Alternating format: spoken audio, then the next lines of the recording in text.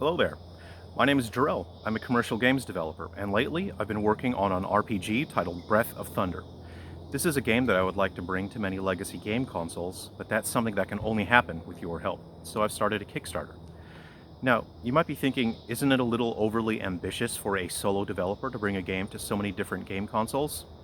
Well, this is my job. This is what I do for a living. I make games. So whether I work on a mainstream title for modern platforms, or I get to work on a passion project where I can make a game for your favorite old game console, well, that really comes down to how far we get in our Kickstarter campaign.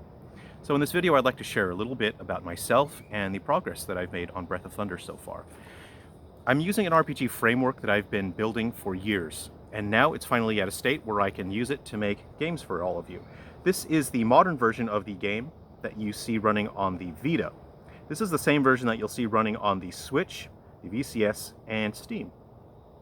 But I do have builds of the game running for older platforms.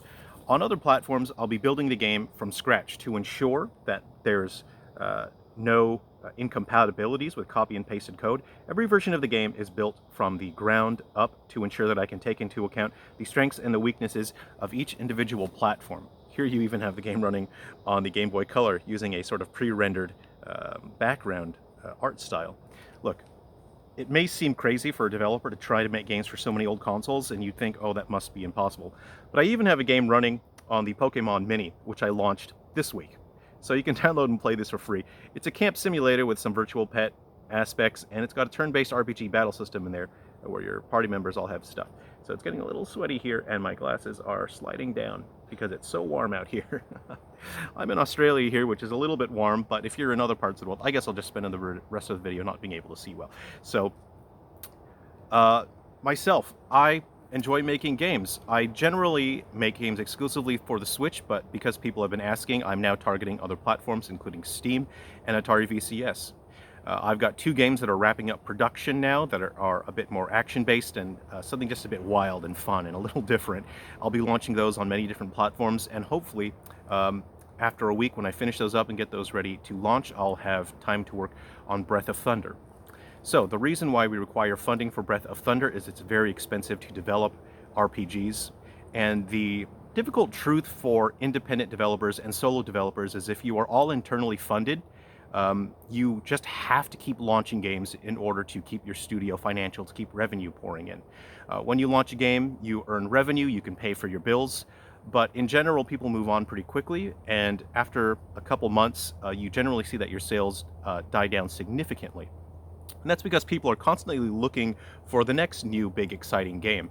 And so I'm constantly having to roll out new games. I generally, over the past few years, have been working 120 hours a week. And this year, unfortunately, for the past month, I've been working 130 hours a week. And that's so I can get my upcoming titles ready to launch, and I can work on the Kickstarter. But also, I'm so passionate about these old game consoles. Like, look, I love these things just as much as you guys, right? So being able to make games for these and bring excitement to people is just something that's you don't get that anywhere else. You know, being able to bring that kind of excitement to people. And so I try to make time for homebrew development as well, and that's my way to give my thanks to my supporters who help spread the word about my games and who enjoy my games. If I make free homebrew games, that's something that we can all enjoy together and something I can give back to the community.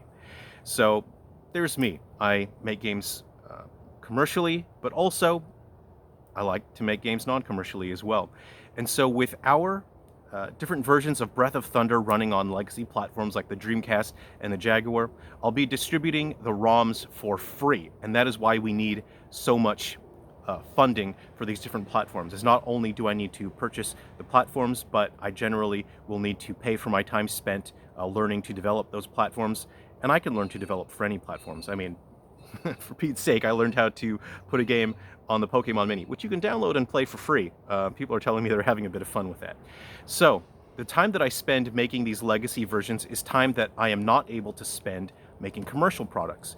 In general, again, I work 130 hours a week so I can produce new games that I can sell on modern platforms and earn revenue for my studio. If I'm creating these homebrew versions of the games, I'm not only costing myself time that I'm not able to make a game at the moment. Those are games that I won't be able to sell in the future, so I need to be able to pay for those costs, that lost revenue. And so we need to reach these stretch goals in order to cover that cost. I have to work on these games very quickly as well, because I do need to get back to my primary development of games that I can sell. Now, people have been asking for physical versions of the games. I'm no spring chicken. I know how this all works, and it is very difficult to produce all of that physical stuff. My strengths lie in developing the games. I can develop games very quickly. I can deliver what I say that I'm going to deliver, as we've seen when the Nintendo 3DS and Wii U eShop were closing down, and people were pretty bummed out. Nintendo at that point had already decided no more new games. We will not be accepting any more new games. But I went to Nintendo and I said, look, people are really upset about the Wii U and the 3DS, and I would like to bring some positivity to the situation. I'd like to cheer people up. I said, if you can open the door again. I was basically essentially asking them to reverse a business decision, which you don't really ever see that in the games industry. I convinced Nintendo that I could develop, I think I'd promised 7 games for them for the 3DS and Wii U. And I was going to have to develop all of those within 10 months, which means developed, submitted, and ready to launch. It turned out 7 games was way too much for one developer, but I was able to get 6. 2 of them are packaged in together. And so I was able to get those final games launched on the Wii U and 3DS, and I saw how much excitement that brought to people. It made people so happy to have one last final exciting game to play on their old consoles, and I just want to bring that kind of fun and that kind of excitement to people again with Breath of Thunder. Only there's no time limit this time.